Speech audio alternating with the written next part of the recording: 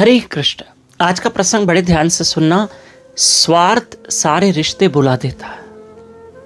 हमारे गुरु महाराज एक प्रसंग बताते हैं कि एक माता थी, वृद्ध थी, उम्र में आयु में बहुत बड़ी थी।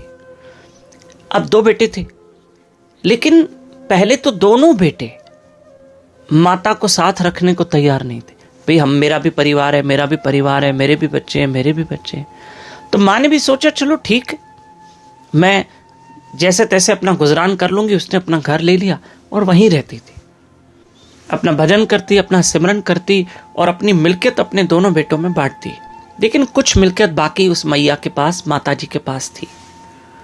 अब शरीर जो था वो दिन ब दिन बिगड़ता गया माता जी का। अब दोनों बेटों ने सोचा, बड़ा भी सोचे और छोटा भी सोचे, कि मां के पास और भी मिल्कियत है और भी प्रॉपर्टी है। तो बड़ा गया प्रॉपर्टी, उस प्रॉपर्टी के लोभ के कारण कि मैं मां को अपने घर लेके जाऊंगा, छोटा क्या मैं लेके जाऊंगा। अब मां ने कहा भाई इतने दिनों से तो तुम लोग मुझसे बात तक करने नहीं आए, पूछने तक नहीं आए, आज तो मुझे साथ लेके जाने के लिए तैयार हो। बड़े ने कहा हाँ मैं बड़ा बेटा हूं, मेरा कर्तव्य मैं आपकी सेवा करूं। छोटे ने कहा नहीं मैं तो आपका लाडला हूं ना, मेरे घर चलो। वो कहे मेरे घर चलो, वो कहे मेरे घर चलो। अब बड़ा बेटा कहे मेरे घर चलो, छोटा कहे मेरे घर चलो। तो माँ ने कहा ठीक है, अगर तुम दोनों सेवा करने के लिए तैयार हो तो तुम दोनों डिसाइड करो मैं किसके घर जाऊं। नहीं, बड़ा वाला कहे मेरे घर, छोटा वाला कहे मेरे घर।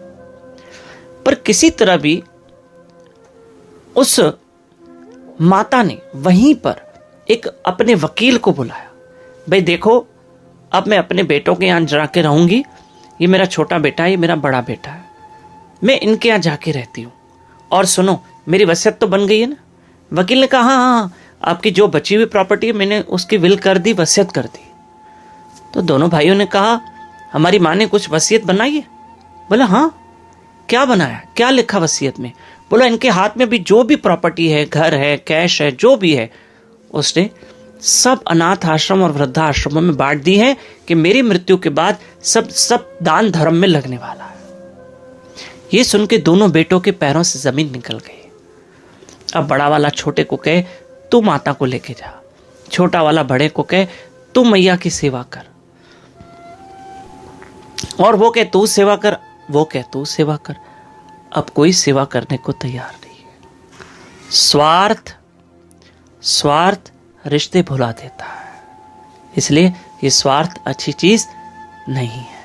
हरे कृष्ण।